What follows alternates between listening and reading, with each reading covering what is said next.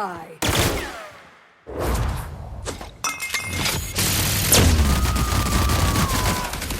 Covering you!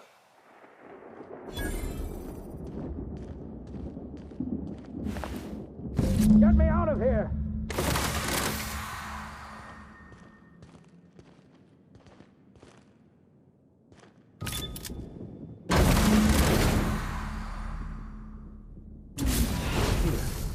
You made it.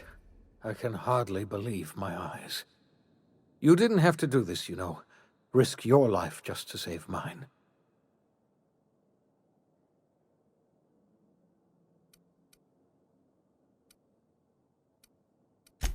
I know, old friend. You've left the board in tatters. You and I are going to have to work hard.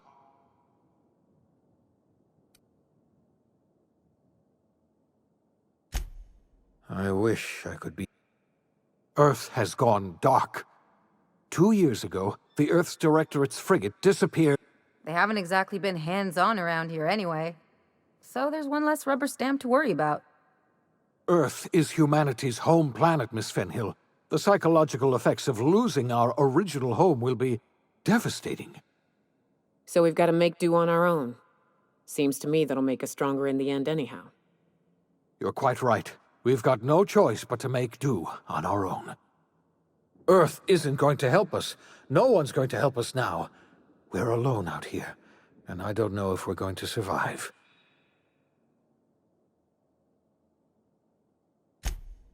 I had hoped your fellow colonists might hold the key to saving Halcyon, but I don't have nearly enough chemicals to revive them all. I'll do what I can. I just hope it's not too late. It's time I return to my lab. I'll try to save as many of the Hope's colonists as I can. You're under no obligation to help me. You've done enough already.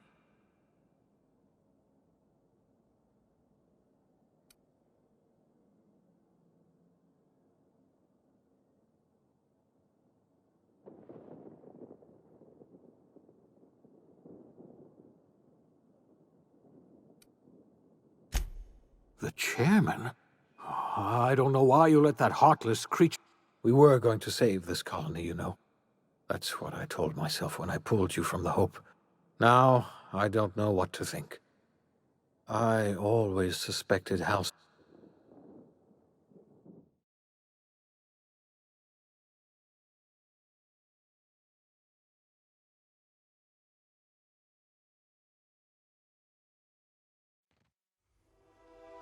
The OSI teaches that everything in the universe happens according to the grand plan. But the stranger that arrived in Halcyon was an unplanned variable. From the moment she landed in Emerald Vale, her actions altered the course of history. The events on Tartarus brought about the end of the board's authority. But the board's mistakes would haunt the colony for decades to come. The damage they left behind would require the work of a generation to repair. Dr. Phineas Wells began reviving a handful of the Hope's colonists. Engineers, scientists, technicians, and intellectuals. They were among the brightest minds the Earth had ever sent out into the stars. The Hope scientists and engineers woke up in a colony descending headlong into total collapse. With no way to return to Earth, they had no choice but to band together and devote themselves to the cause of saving Halcyon. The people of Halcyon were nothing if not hardy. In the absence of the board's authority, many of the colony's settlements banded together with a single purpose in mind: survival. Life was especially hard in the years to come. Some towns dissolved by attrition and starvation, but most of them found a way to carry on. In the years to come, Halcyon was forced to reckon with its newfound freedom. The board was gone, and for better or worse, the colony was responsible for its own destiny. Left unchecked, the war on Monarch consumed both MSI and the Iconoclasts. And when the sulfur clouds settled, only stragglers from both factions remained. Some found their way to Sublight, some to Terra 2, and some lived their final years fighting for food in the wilderness. In the end, only the beasts remained. Consumed by paranoia, Lilia Hagen took Sublight Salvage in a controversial direction, openly accusing board officials of an extraterrestrial conspiracy. One day, an accident at the Groundbreaker's docking bay silenced her forever. Time would tell if her replacement could keep the Sublight family together.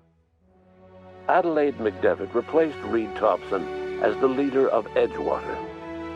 She and her followers transformed Edgewater in their image. Anyone loyal to Reed was pressured into leaving town, and those who stayed behind adapted to her way of life. Adelaide transformed the old cannery into a new garden. The nearby Edgewater Cemetery provided a convenient source of fertilizer. As for Reed Thompson, it was said that he lasted exactly 2 days outside the walls of Edgewater. Years later, a marauder was found in possession of his hat. Under the leadership of Junlei Tennyson, the Groundbreaker held firm against corporate influence. The ship's mechanical stability gave Junlei the time to educate a promising generation of engineers schooled in her family's traditions. The future of the Groundbreaker looks promising.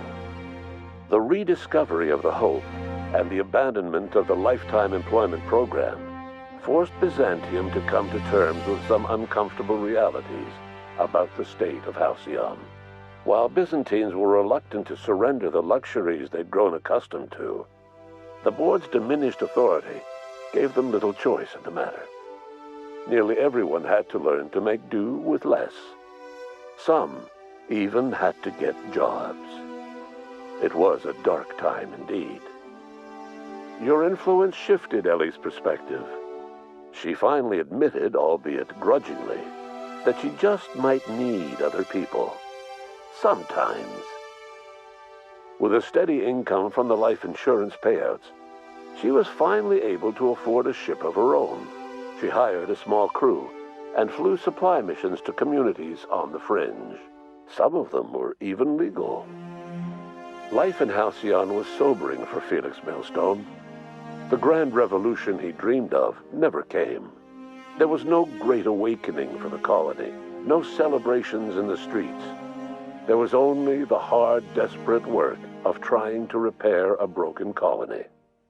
Felix never had a head for numbers, but if there was labor to be done, he was there to help. Eventually, Felix realized that the work of a revolution was done with 2 hands. As much as he enjoyed his adventures aboard the Unreliable, the vicar, known as Max, eventually decided that it was time to move on, to live out the life he had sought so long to create. He knew there were many in the colony who carried burdens much worse than the ones he had struggled with, and he devoted himself to easing their suffering wherever he could. He only ever took up arms again to defend the defenseless. Unshackled from a lifetime of striving and fighting the universe and himself, Vicar Maximilian de Soto was finally at peace. Once the matter with the Hope colonists was resolved, Junlei bashfully asked Parvati if she'd like to join her permanently on the Groundbreaker, and Parvati enthusiastically, if somewhat awkwardly, agreed. The stories of her adventures spread across the colony, and Parvati soon found herself the center of attention. Having served as the engineer of a renowned spacecraft, tramp freighters and wildcat miners sought her out by name, and in no time, she was a fixture in the Groundbreaker's mechanical ecosystem. She and Junlei were never far apart. Nyoka returned to Monarch to take another crack at making a permanent life for herself. She formed the Charon Group, a mercenary outfit of ragtag survivalists and wilderness experts. Anyone in need of a guide, or just looking to throw back a beer and swap stories, could find her camping on the trail or clearing an infestation. The SAM unit that accompanied you spread awareness of the product line's superior sanitation and maintenance capabilities across what was left of the colony. This led to a boost in SAM unit sales. Did you know that SAM units are the longest-lasting, toughest-acting cleaning solution in Halcyon? Minister Clark was released from house arrest, and his contact with you gave him a sense of renewed purpose and vigor. Once it became clear that no help would be coming from Earth, he threw his considerable efforts and talents into helping Halcyon manage the crisis before it. Chairman Rockwell served as the public face for the changes in Halcyon to come. Whenever you needed strings pulled or a voice to sell a policy change, Rockwell was only too happy to oblige. As for Dr. Phineas Wells, he spent his remaining years in his orbital lab. He was never able to come to terms with his own past, troubled by the decision of placing all his faith in the first colonist he ever revived, the infamous Captain of the Unreliable. The revival project yielded mixed results.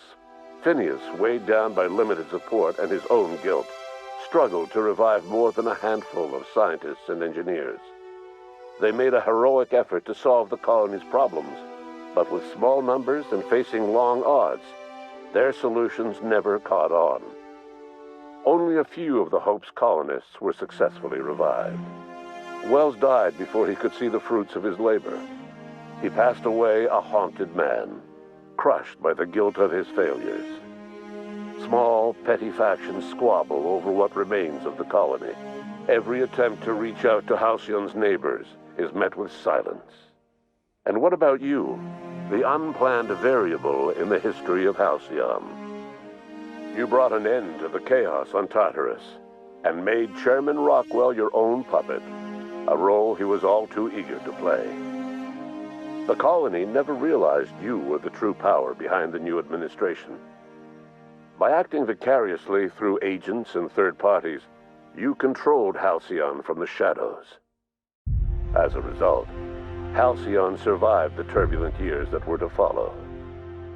No one knows what's happened to Earth, and no one knows what the future has in store for Halcyon. All we know for certain is this: the name of the Unreliable and that of its intrepid captain will remain the subject of countless stories for years to come.